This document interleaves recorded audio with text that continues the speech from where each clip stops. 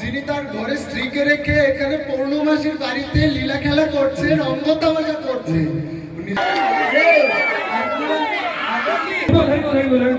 এইখানে কোন ধরনের কোন টুকলি হবে না, যা হবে মন থেকে হবে। কোন সময় সাথে মতো অভিনয় করতেছো বলে তোমরা কি প্রশ্ন করছো? যদি কৃষ্ণের বাহু থেকে বাম বাহু থেকে যদি লক্ষ্মী উৎপত্তি হয় তাহলে শক্তিমান কে? যদি কৃষ্ণ না লক্ষ্মী? রাধার চরণ পাবে বলে চূড়া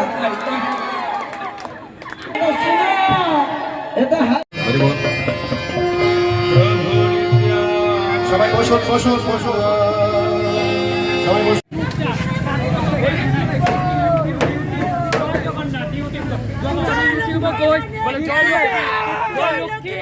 এখন আমি ভিডিও